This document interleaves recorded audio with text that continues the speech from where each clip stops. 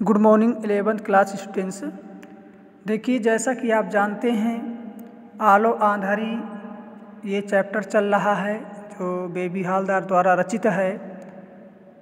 आप लोगों को सभी को वीडियो को देखना है और समझना है, क्योंकि यहाँ सभी की अटेंडेंस हो रही है, प्रेजेंटी ली जा रही है, कौन कौन वीडियो देख रहा है और समझ रहा है।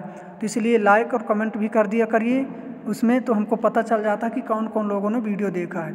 देखिए, पिछले वीडियो में हमने आपको बताया था कि जब बेबी साहब के घर काम करने जाती है तो उनसे पूछते हैं कि आप इतने कम समय में इतना जल्दी इतना अच्छा काम कैसे कर लेती हैं। तो बताती हैं कि मैं बचपन से ही ऐसा काम करती हूँ। और भी उनसे साहब पूछते हैं कि आपके बच्चे क्या कर रहे हैं, तो उन्होंने कहती हैं कि घर में हैं और पढ़ाना है। तो उन कहते हैं कि मेरे पास पैसा नहीं है पढ़ाने के लिए। तो फिर साहब बोलते हैं कि यहाँ पास में एक स्कूल है, उनको लिवा लाना, यहाँ नाम लिखा देंगे और जब यहाँ से जाया करना तो छुट्टी में उनको लिवा जाया करना। ऐसी बातें होती हैं। तो फिर उसके आगे हम आज यहाँ से पढ़ेंगे।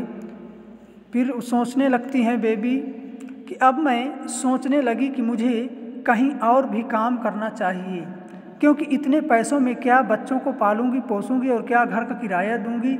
मैंने साहब से कहा कि यदि उन्हें पता चले कि किसी को काम करने की ज़रूरत है तो मुझे बताएं। तो बेबी हालदार जो है साहब से कहती है और वो सोचती भी है अपने मन में कि मुझे और भी कहीं दूसरी जगह काम करना चाहिए, क्योंकि एक जगह काम करने से इतने कम पैसों में मैं अपने बच्चों को कैसे पालूंगी पोसूंगी और घर का किराया कैसे दूंगी। इस प्रकार जो है वो सोचती हैं और साहब से कहती भी हैं कि अगर कहीं पर और भी काम मिले तो मुझको बताइएगा। उन्होंने कहा कि आसपास पता कर वह मुझे बताएंगे, लेकिन मुझे अब कहीं काम ढूंढने नहीं जाना है। साहब ने कहा कि जब बेबी हालदार से बताया कि ठीक है मैं आसपास पता करके बताऊंगा, फिर भी मुझे अपना यह घर तो छोड़ना ही होगा। यह सोचकर मैंने अपने दादा लोगों के आसपास ही घर ढूंढने लगी। घर मिल भी गया और उसी दिन पुराना घर छोड़कर मैं दूसरे घर में चली भी आई। इस घर का भाड़ा तो 500 रुपये था, लेकिन जो टट्टी पेशाब करने के लिए जगह नहीं थी, वहाँ सुविधा नहीं थी, बाहर जाना होता था।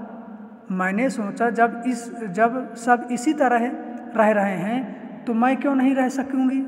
वहाँ पर देखा कि सब लोग इसी तरह रह रहे हैं तो मैं भी रह सकती हूँ, भले मेरी सुविधा ना हो घर में जो है बाथरूम की, लेकिन जब सब लोग इसी प्रकार बाहर जाते हैं तो हम भी रह लेंगे।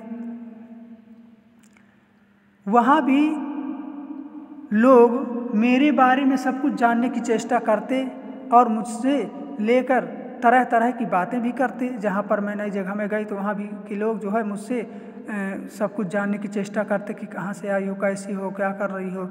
लेकिन मुझे और मुझसे मेरे जो है अनेक प्रकार की बातें भी करते।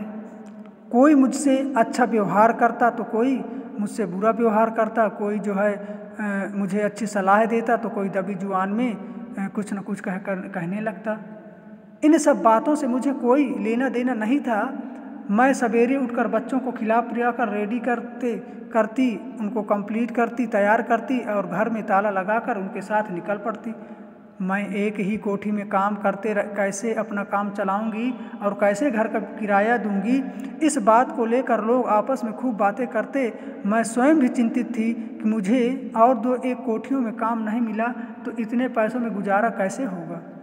मैं रोज़ साहब से पूछती कि किसी ने उन्हें काम के बारे में कुछ बताया क्या। वह मेरा प्रश्न और कोई बात कर टाल देते, लेकिन उन्हें देखकर मुझे लगता जैसा वह नहीं चाहते कि वो और कहीं काम करें। जैसे ही मैं उनसे साहब से पूछती कि दूसरी कोठियों में कहीं या आसपास में कहीं काम देखा है क्या, तो साहब जो है उनकी बातों को अनसुना करके दूसरी बात करने लगते थे और उनके प्रश्न का कोई जवाब नहीं देते थे। तो बेबी हालदार को लगा कि शायद वो नहीं चाहते हैं कि और कहीं भी काम करे मेरे यहाँ के अलावा। शायद वह यही सोचते रहे कि मुझसे वह सब होगा नहीं, और होगा भी तो उससे बच्चों की पढ़ाई लिखाई ठीक से नहीं चल पाएगी। शायद इसीलिए उन्होंने एक दिन हठात मुझसे पूछा, हठात मतलब एक दुखी मन से या ऐसे अंदर के भाव से हताशा होकर के पूछा कि बेबी महीने में तुम्हारा कितना खर्चा होता है। तो बेबी हालदार ने लज्जा में आकर के शर्म से कुछ नहीं बोली और उन्होंने भी दोबारा नहीं पूछा। मुझे सवेरे जल्दी उठकर बिना कुछ खाए पिए काम पर आना पड़ता था। खाना वाना बनाकर मैं घर जाती और वहीं सब काम वहाँ जाकर करती।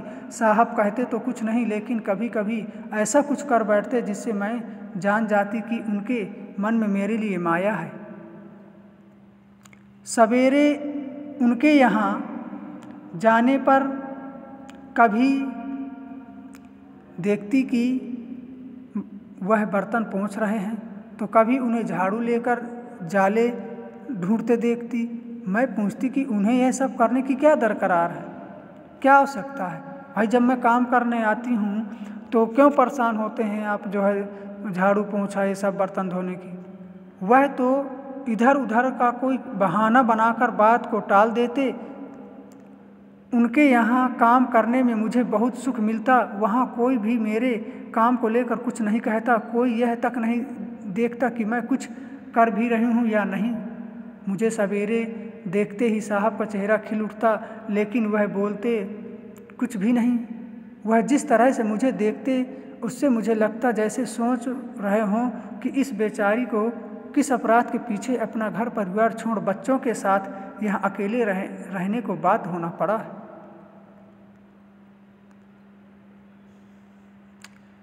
उन्हें तब तक जितना मैं जान सकी थी उससे मुझे लगता कि कहीं मुझे दुख न पहुँचे, इस डर से वह मुझसे इस तरह की कोई बात नहीं करते थे। वह कुछ कहना शुरू करते फिर अचानक चुप हो जाते। ऐसी बातें आपस में होती रहीं और देखते रहे। तो आज हम यहीं तक ही पढ़ेंगे, फिर अगले वीडियो में अगले पैराग्राफ का अध्ययन करेंगे। आप लोग इसको अच्छे से समझिएगा, पढ़िएगा। धन्यवाद।